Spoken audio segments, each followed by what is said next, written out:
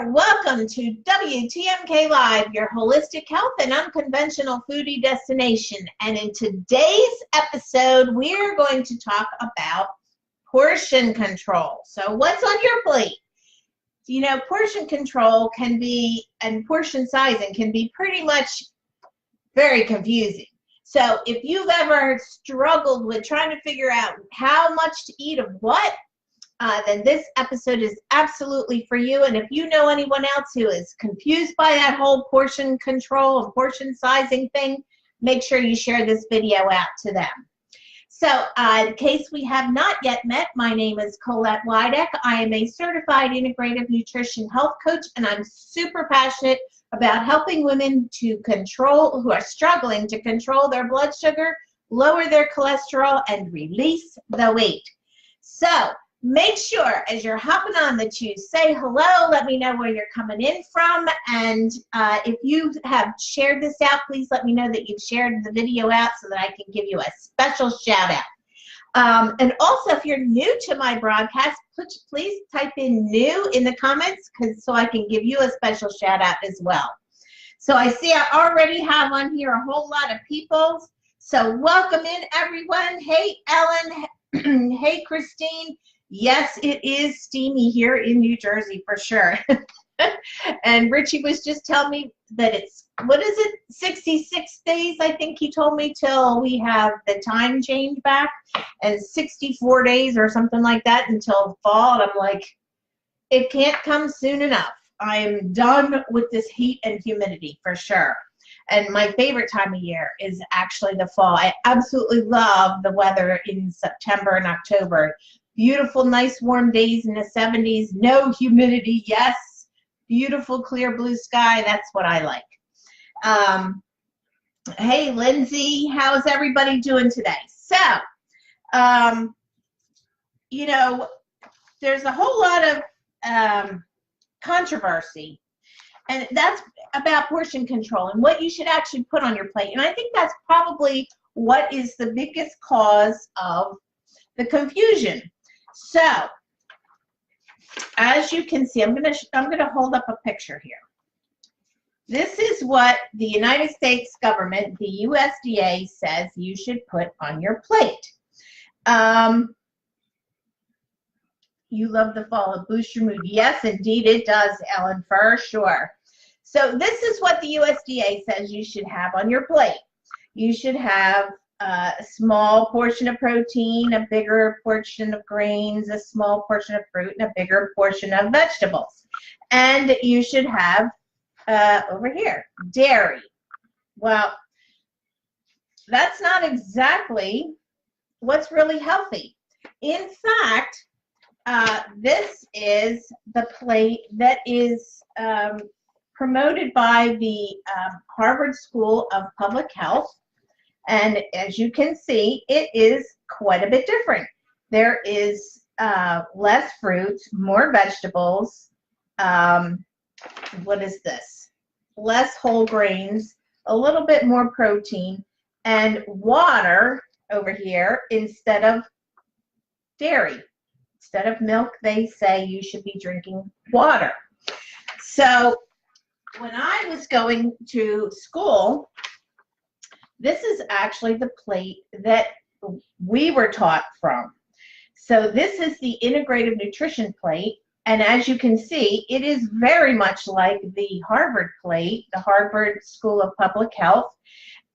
In the only difference is, if you look on the outside of that plate, there is 4 things here: career, spirituality, physical activity, and relationships, that are on the outside of the plate. And what's that all about? Well, that's all about the fact that there's so much more that's important to your health than just what's on your plate. So I just wanted to bring that point out just a little bit, because that's the way that I conduct all of my teachings and recommendations to my clients, is that it first starts with what's on the outside of your plate, and then we move into what's on the inside of your plate. But that's exactly what we're going to talk about today, is what's on your plate. So when it comes to portion sizing. First of all, let's talk about the recommendation for fruits and vegetables is 5 to 9 servings per day. That means 5 to 9 cups per day of fruits and vegetables. That's a lot. How many of you eat that much fruits and vegetables? You know, that's the biggest problem, because most people, they get all confused with, you know, how many carbs are in the vegetables or how much sugar is in the vegetables and all that kind of stuff. And I'm telling you right now that you don't really need to worry about that as much as you think you do. Now, if you are diabetic, which I specialize in helping people to control their blood sugars, yes, you do need to worry about that a little bit. That means, what that means is you need to be aware of the kinds of vegetables and fruits that you're putting on your plate. So you need to be concentrated more on vegetables, lower on, you know, less on the fruit side, because fruits do have so much sugar. However, you do need fruits. But 5 to 9 servings per day, that's a lot. That means that you should be having, you know, like 3 cups, 2-3 cups at every single meal. So if you're eating, you know, 3 meals a day, you need to be having 2-3, you know, 4 cups of fruits and vegetables at every meal. So, and that's really important. And the other thing that's really important about that is to make sure that when you put those cups of fruits and vegetables on your plate,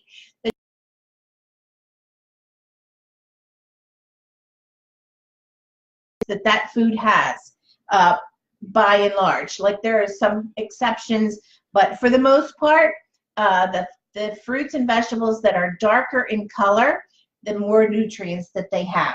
And that's what you need to be paying attention to. Hey, Denise, welcome in. So when we're talking about, I just wanted to show you, this is my serving size for a salad. So when I have a salad, I do not skimp. This is, you can see, a big soup bowl. And this gets piled up high with all kinds of yummy greens like spinach and dandelion and arugula and watercress and kale and radicchio and romaine and all those nice dark leafy green vegetables. They go in this bowl. And then you start adding in some tomato and onion and olives and, oh my goodness, avocado. You could put beans on there. You could put, so good. But that's what you need to do. Oh, and radishes make another good addition to your salad bowl too. But this is what you should be eating tons of right here. Fill up your bowl. Don't skimp, okay? One of the biggest problems that people have is they don't eat enough. You know, they say that they have, good for you, Denise. They don't have enough food. You know, when you are diagnosed as diabetic, a lot of times you are overweight, you need to lose weight. The doctor says reduce your carbs. Okay, well, that's all well and good, but then people don't add in the other things that they need to eat. So what they wind up eating is they just wind up eating a big bowl of salad, and then they're hungry all the time, and then they cheat.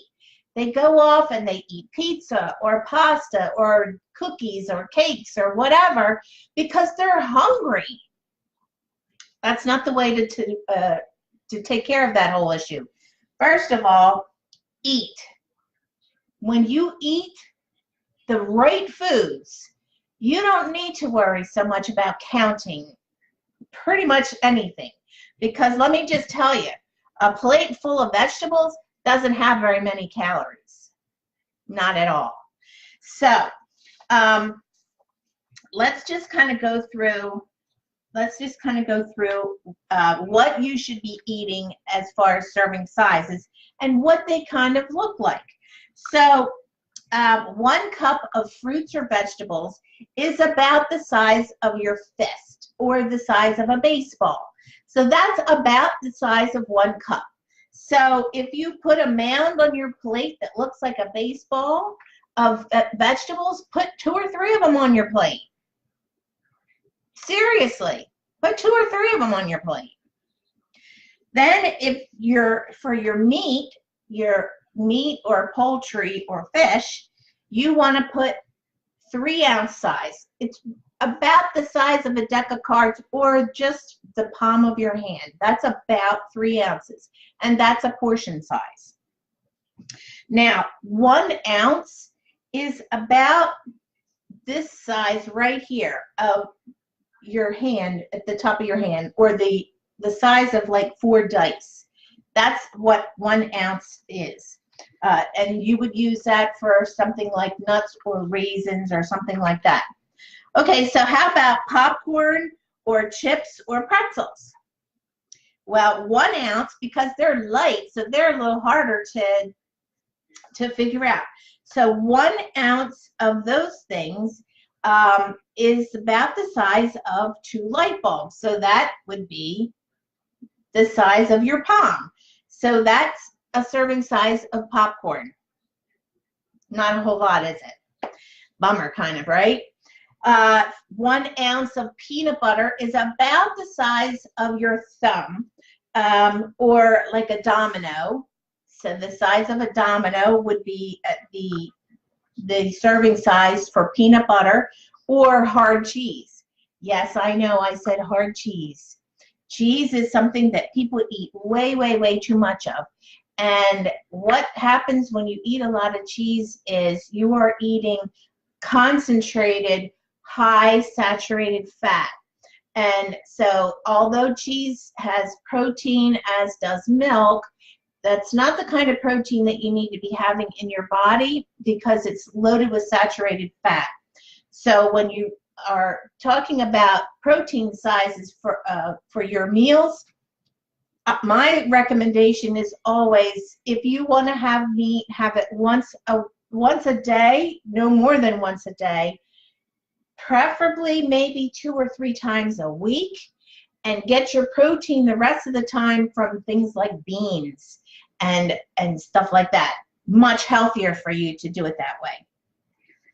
Okay, so now we're talking about the serving size for cooking oil or mayonnaise or butter, and that is a teaspoon, and that is about the tip of your finger or a quarter, and that's the size of the serving size for those things.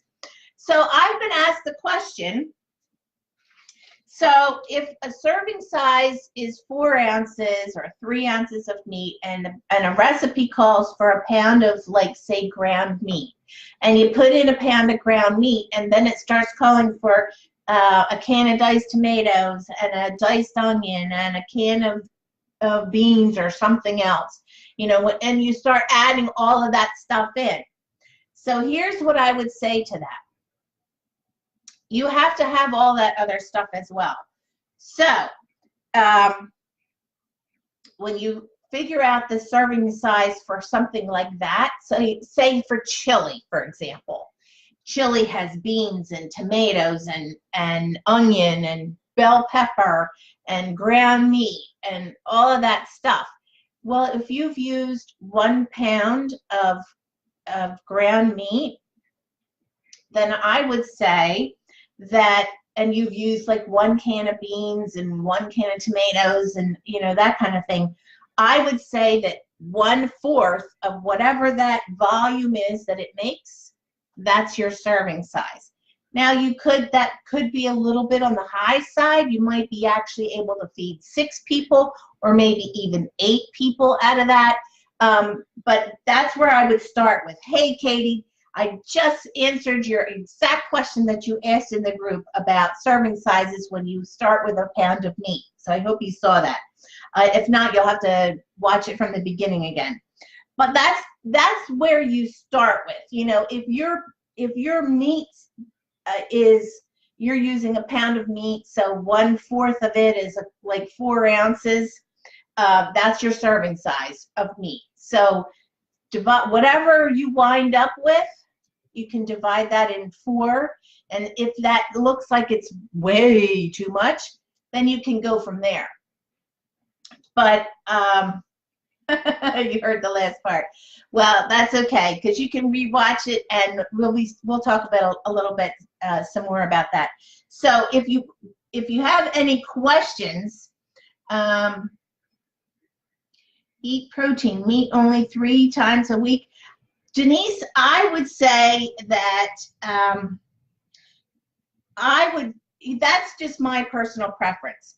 I think that by limiting your animal protein to 2 to 3 times a week and limiting it to things like chicken, or turkey, or fish, that you will be much healthier. Because the other thing with meat is that it also has quite a bit of saturated fat in it. No, that's quite all right, Katie. So my feeling is that you should be getting your protein more from vegetable protein sources than from meat sources, because that will help you with your cholesterol levels and saturated fats, and it will also help you to lose weight, because you're putting less fat in. Then your body can start to, use some of the fat that's in your body, and you can start to lose some of the fat and lower your cholesterol and things like that. So that's why I say that. Now, for some people, that's really hard to do. Like my husband, he is a meat and potatoes kind of guy. So it's very hard for me to try to tell him, honey, you can only have meat once a day.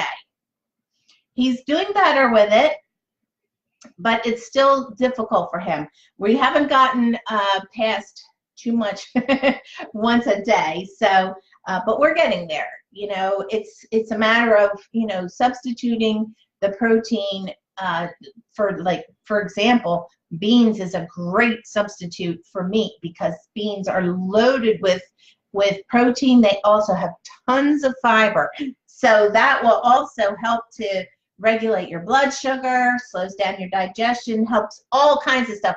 Makes you feel full longer, gives you lots of energy. So that's a great substitute for animal protein is beans.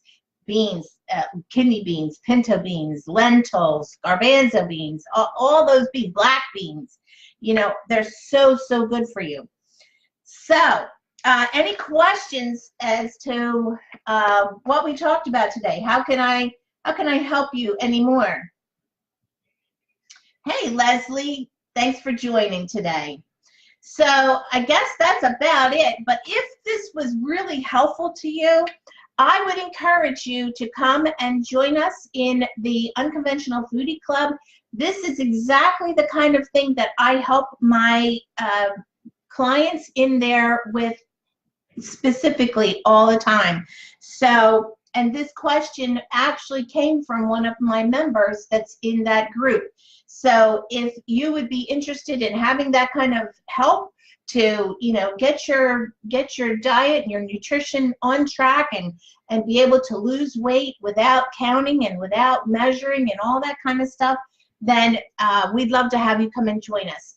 So if that's something that you'd be interested in, you can put club in the comments, and I will make sure that I give you the information that you can come on over and join us. So sorry I didn't see you last week. I kind of missed you. So, but I had a great time. My husband and I went away on vacation. I haven't been away in like 4 years, so it was awesome. But I'm back. And so I hope you guys are having a wonderful Thursday. Try to stay cool. I hope you have a great weekend planned. And I will see you right back here again next Thursday, 1 p.m. Eastern Time. Until then, here's to your health. Bye-bye.